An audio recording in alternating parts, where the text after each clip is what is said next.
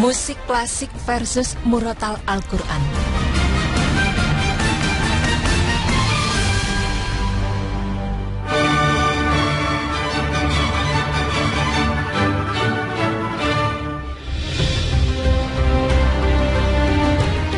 Pemirsa, tentu sudah tidak asing bagi kita bahwa memperdengarkan musik klasik terhadap janin konon bisa membuat otak janin cerdas.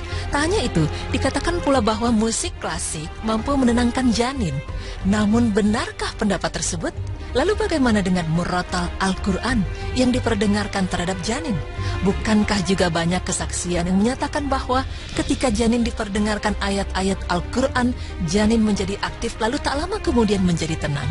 Selanjutnya dari dua ini, musik klasik dan murotal Al-Quran manakah yang paling mampu menenangkan bayi dan mencerdaskan otak bayi?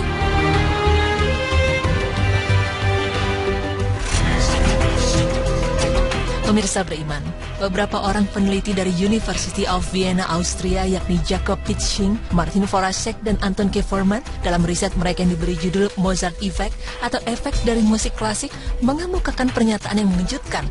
Pasalnya, mereka menemukan kesalahan besar dari hasil penelitian musik yang melegenda ini. Pitzing dan kawan-kawannya mengumpulkan semua pendapat dan temuan para ahli terkait dampak musik klasik terhadap tingkat intelijensi seseorang. Kemudian mereka membuat riset terhadap 3.000 partisipator. Hasilnya ternyata sangat bertolak belakang. Berdasarkan penelitian terhadap ribuan partisipator itu, Pitzing dan rekan-rekannya menyimpulkan bahwa tidak ada sesuatu yang mendorong peningkatan kemampuan spesial seseorang setelah mendengarkan musik klasik. Senada dengan Jakob Pitzing dan kawan-kawannya, sebuah tim peneliti Jerman yang terdiri atas ilmuwan, psikolog, filsuf, pendidik, dan ahli musik mengumpulkan berbagai literatur dan fakta mengenai efek musik klasik ini. Mereka mengemukakan bahwa sangat tidak mungkin musik klasik dapat membuat seorang anak menjadi jenius.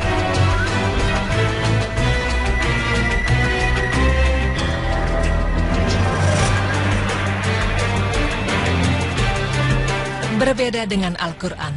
Al-Quran adalah mukjizat yang telah Allah jamin kemurniannya hingga hari kiamat kelak. Ada banyak kemuliaan dan kebaikan yang ada dalam Al-Quran. Salah satunya adalah Al-Quran dapat merangsang perkembangan otak anak dan meningkatkan intelijensinya. Itulah mengapa para hafiz Quran disebut-sebut memiliki daya kecerdasan dan mengingat yang sangat tinggi. Pemirsa, setiap suara atau sumber bunyi memiliki frekuensi dan panjang gelombang tertentu. Ternyata bacaan Al-Quran yang dibaca dengan tartil yang bagus dan sesuai dengan tajwid memiliki frekuensi dan panjang gelombang yang mampu mempengaruhi otak secara positif dan mengembalikan keseimbangan dalam tubuh.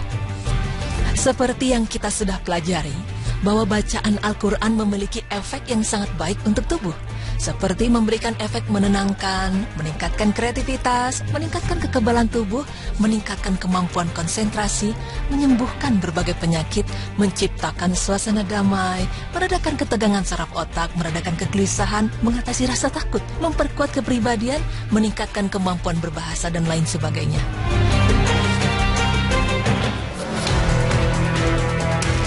Mengenai keampuhan musik klasik yang bisa membuat janin tenang dan mencerdaskan otak bayi ini, nyatanya merupakan hasil dari pengaruh kepercayaan orang barat. Sayangnya, banyak masyarakat masih tetap percaya dengan mitos tersebut. Padahal sudah semakin banyak profesor dan tim ahli lainnya dari berbagai negara yang juga melakukan penelitian mengenai kaitan antara musik klasik dengan peningkatan otak bayi. Pemirsa, perkembangan struktur otak bayi lebih dipengaruhi oleh pola diet, gaya hidup, dan kondisi emosi ibu hamil. Sedangkan efek musik memang bisa menjadi stimulus psikologis emosional yang baik karena dapat membuat psikologis dan emosional sang ibu memenuhi syarat untuk menciptakan suasana dan lingkungan rahim yang kondusif sehingga bisa membantu pertumbuhan otak sang janin.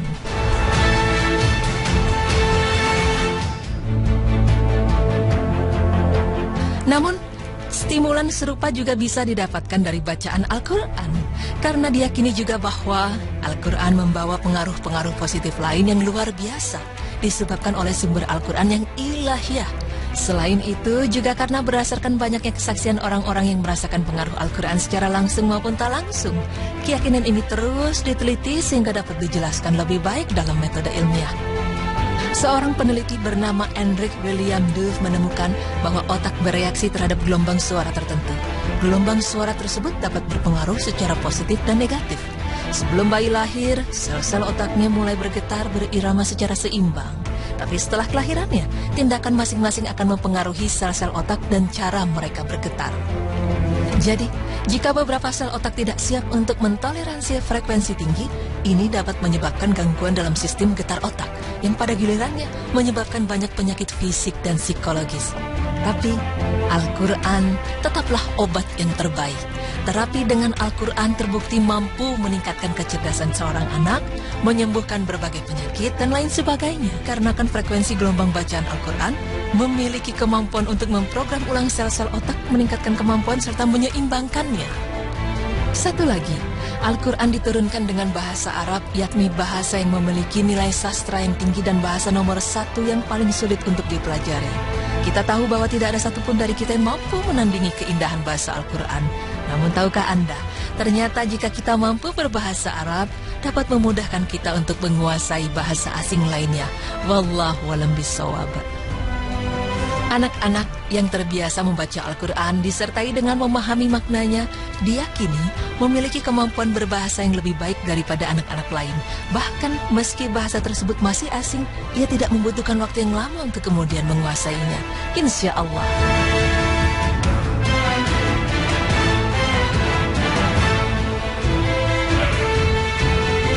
Janin usia 7 bulan sudah dapat merespon suara-suara di sekitar ibunya. Nah, untuk itulah penting bagi ibu hamil untuk banyak-banyak memperdengarkan Al-Quran kepada janinnya. Kita tidak mengharapkan mereka mengerti dan memahami apa yang kita baca, namun membiasakannya mendengarkan Al-Quran sejak dalam kandungan, membantunya untuk tumbuh dengan intelijensi tinggi, kemampuan berbahasa yang baik, dan kepribadian yang baik pula. Jika musik klasik disimpulkan dapat mempengaruhi kecerdasan melalui pengaruh positifnya terhadap psikologi sebesar 65%, maka seharusnya Al-Quran yang merupakan alamullah bisa lebih baik lagi. Semoga saja para ibu bisa memberikan pilihan terbaik bagi sang anak sejak dalam kandungan hingga ia dewasa kelak.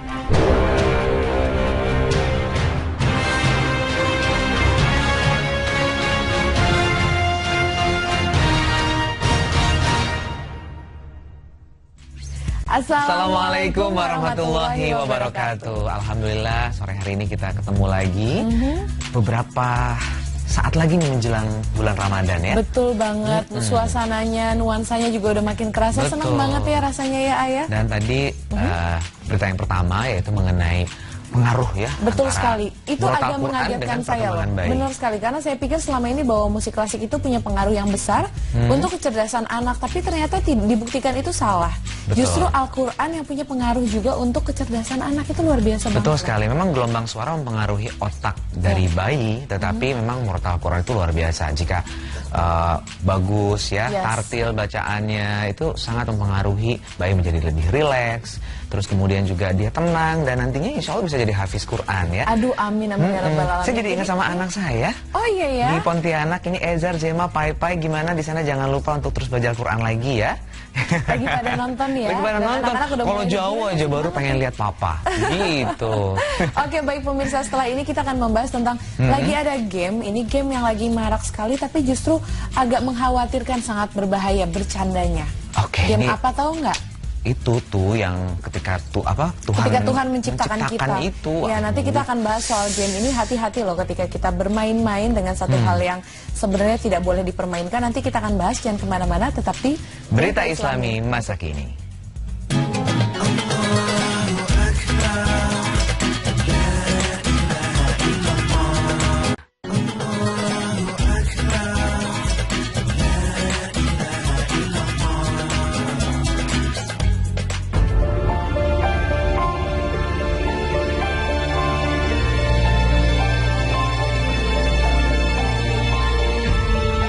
Cara titip salam dalam Islam.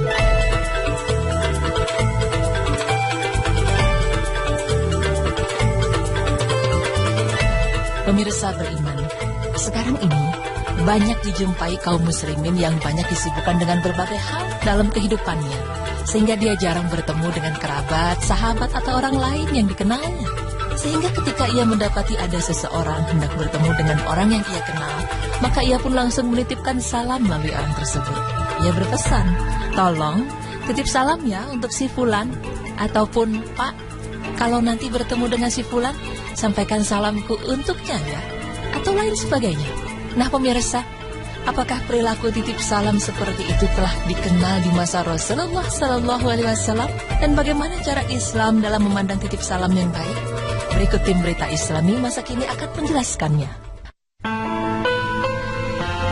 Assalamualaikum warahmatullahi wabarakatuh. Waalaikumsalam warahmatullahi wabarakatuh. Pemirsa beriman, salam dalam Islam hanyalah dengan mengucap kata Assalamualaikum, yaitu sebuah sapaan yang di dalamnya terdapat doa keselamatan. Assalamualaikum juga mempunyai arti semoga kamu terselamatkan dari segala duka, kesulitan, dan nestapa. Kejadian titip salam seperti yang telah disebutkan pernah dilakukan di zaman Nabi SAW. Di antaranya ialah saat malaikat Jibril titip salam melalui Nabi SAW untuk Aisyah radhiyallahu anha, karena Jibril tidak melihat Aisyah. Ini menunjukkan bagaimana penghormatan yang diberikan oleh Jibril kepada Aisyah. Lalu Aisyah menceritakan yang artinya, Rasulullah SAW mengatakan, "Wahai Aisyah, ini Jibril. Beliau menyampaikan salam untukmu." Aku jawab, "Wa alaihi salam wa rahmatullah." Nabi SAW melihat apa yang tidak saya lihat. Hadis riwayat Bukhari 3217, Muslim 6457. Hal ini juga pernah dilakukan oleh Ibnu Abbas saat beliau diundang untuk mendatangi walimah, namun ia tidak bisa hadir karena tengah menangani masalah pengairan. Beliau hanya berpesan kepada orang lain yang artinya, "Datangi undangan saudara kalian dan sampaikan salamku untuknya. Sampaikan juga saya sedang sibuk." Hadis riwayat Abdul Razak dalam Al-Musannaf 19664, Baihaqi dalam Al-Kubra 14317. Demikian pula yang dilakukan oleh Khalid bin Walid radhiyallahu anhu. Beliau pernah mengutus Ibnu Wabaroh Al-Qalbi untuk menemui Umar di Madinah. Dia pun menemuinya, dan ketika itu ada Utsman Abdurrahman bin Auf, Ali Tolhah, dan Zubair bin Awam. Mereka sedang bersandar di masjid, lalu Abu Wabaroh mengatakan yang artinya, "Khalid bin Walid menyuruhku untuk menemui Anda dan beliau menyampaikan salam kepada Anda." Hadis riwayat Ad-Daraqutni 3366. Pemirsa beriman, dari beberapa riwayat menunjukkan bahwa orang yang hendak menitip salam, baginya cukup dengan mengucapkan kata titip salam. Ini berarti dia tidak harus mengucapkan kata Assalamualaikum, karena kalimat semacam ini tidak dijumpai dari mereka yang menitip salam, baik yang pernah dilakukan Jibril alaihissalam, Nabi SAW, Ibnu Abbas, dan Khalid bin Walid radhiyallahu anhum. Dari beberapa ayat, ada dua cara membalas titipan salam dari orang lain, yaitu pertama, berikan balasan untuk orang yang menyampaikan dan menitipkan salam dengan cara ucapkan wa alaika wa alaissalam, untukmu dan untuknya balasan salam. Kemudian, bisa juga hanya memberikan balasan salam bagi yang menitipkan salam, sebagaimana yang pernah dilakukan oleh Aisyah ketika mendapat salam dari malaikat Jibril. Beliau hanya menjawab untuknya balasan salam warahmatullah. Jadi pemirsa, menitip salam kepada seseorang cukuplah dengan mengatakan titip salam. Dan bagi orang yang menerima salam, baik itu titipan, surat, SMS, atau yang lain sebagainya, maka dia wajib menjawabnya dengan mengucapkan secara lisan, Waalaikumsalam. Karena sesungguhnya membalas salam ialah kemuliaan dari Allah Subhanahu wa Ta'ala dan para malaikatnya. Assalamualaikum. Dari hati yang ikhlas kami mengharapkan agar sekalian insan telah mendapat hidayah.